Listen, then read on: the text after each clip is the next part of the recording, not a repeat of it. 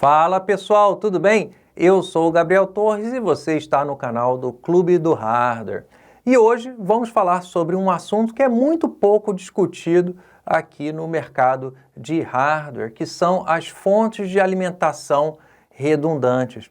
Eu mesmo nunca falei antes sobre fonte de alimentação redundante, seja aqui no YouTube, seja lá no site do Clube do Hardware, seja em meus livros, né? Eu escrevo livros sobre hardware desde a década de 90, já são 30 anos, e nunca falei sobre fonte de alimentação redundante. Então chegou o momento. Então a gente vai ver o que são as fontes de alimentação redundantes, para que servem, quando são usadas e esclarecer alguns equívocos que as pessoas pensam aí sobre esse tipo de fonte. Mas antes, queria deixar aqui meu agradecimento muito especial aos sócios mais recentes do nosso clube de membros, o Eliazer Neto, o Guilherme Oliveira, o Eric Teixeira, a Rosiane Toste e o Luiz Silva.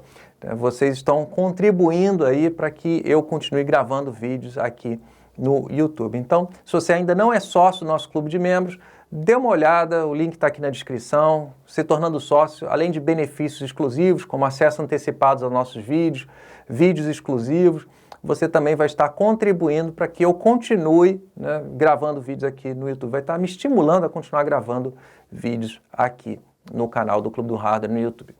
Pois bem, o que são fontes de alimentação redundantes? São fontes 2 em 1, vamos dizer assim. É como se você tivesse duas fontes em um computador, né?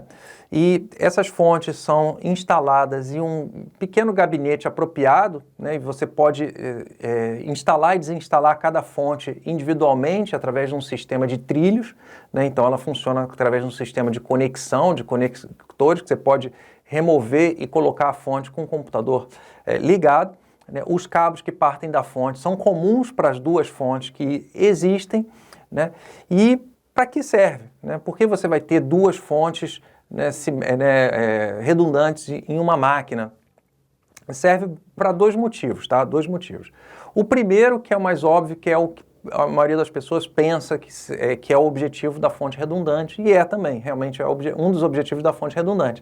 É que se uma fonte queimar, você continua com a outra, né, e o computador não é desligado, você não para a produção, né, sua máquina ali de produção. Então, a fonte de alimentação redundante é especialmente voltada para servidores. Né? Você pode ter uma máquina pessoal na sua casa, no escritório, uma fonte redundante também, mas ela é particularmente voltada para aquelas máquinas que não podem parar. Né? Então, a fonte queimou, tem lá outra instalada em paralelo ali no sistema que continua fornecendo eletricidade, né, tensões lá para o computador não vai parar se uma fonte dessas queimar. Né? Como eu falei, você pode remover a fonte com o computador ligado, uma delas, né? Claro, se você remover as duas, o computador desliga, né? Você tem que ter pelo menos uma encaixada. Então, uma fonte queimando, você retira a queimada, coloca uma nova que esteja boa, né, no lugar daquela que está queimada, faz a substituição e beleza, você está ali, continua protegido. Tá? Então, é uma forma de proteção para a fonte, né, se queimar, seu computador, sua máquina, especialmente servidor, não parar. Mas esse é o aspecto mais óbvio. Mas tem um outro aspecto, e aí o pessoal normalmente não para para pensar nesse segundo aspecto, que é bem interessante, que é o seguinte: essas fontes redundantes, né, como eu falei para vocês, são duas fontes em um gabinete. Cada fonte, idealmente, deve ser instalada em redes elétricas independentes, em redes elétricas separadas e não na mesma rede elétrica. Porque se você instalar essas duas fontes na mesma rede elétrica, você só vai ter a proteção que eu acabei de falar, que é a proteção de caso uma das fontes se queime. Né? Mas você não vai ter uma proteção contra blackout, né, contra falta de energia elétrica.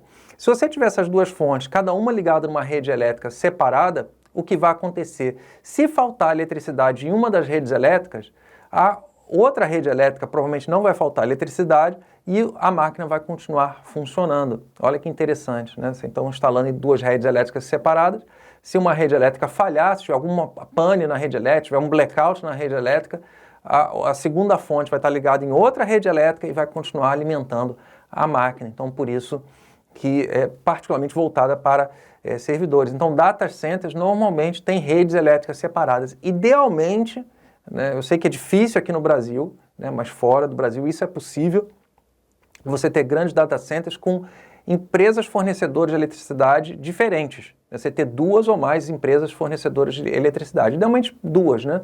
Então, se tiver uma pane na rede elétrica da empresa A, quer dizer, da distribuidora, né, de eletricidade A, que chega lá no data center, tiver uma pane na rede elétrica da distribuidora, um blackout maior que atinja não só, né, o data center, mas atinja a rede elétrica mesmo fora do data center, não vai afetar a segunda rede elétrica que está sendo provida por outra empresa usando outros circuitos, né, outras linhas de transmissão, outras linhas, né, de distribuição.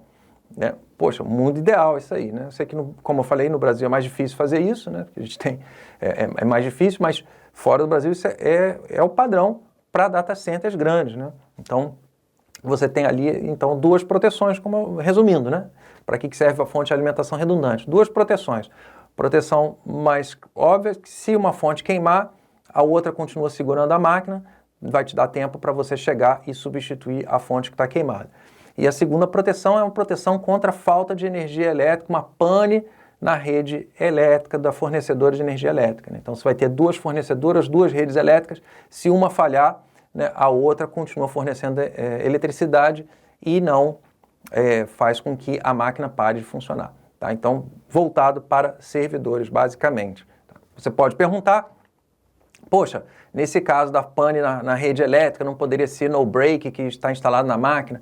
Sim, mas no break, desse que a gente conhece, que a gente lida no dia a dia, vai alimentar uma máquina, né? Uma máquina num escritório, na sua residência, né? Mas pensa num data center com centenas ou mesmo milhares de máquinas, um consumo violento, não dá para segurar tudo aquilo com no break, né? E pode ter gerador, outras fontes alternativas aí de eletricidade, mas o no break em si é muito puxado para um data center colossal, né? Muito grande, é um investimento muito alto. Né? Geralmente vai fazer essa jogada, né, de duas fornecedoras de rede elétrica e mais também gerador e tal, tá bom? É isso, gente. Por hoje, um grande abraço e até o próximo vídeo. Se você gostou desse vídeo, se inscreva aqui no canal do Clube do Hardware e confira os demais vídeos que a gente já publicou. Caso você tenha dúvidas de informática, pergunte lá no fórum do Clube do Hardware, em clubedohardware.com.br. Confira também meus livros e cursos sobre hardware, redes e eletrônica. O link está na descrição.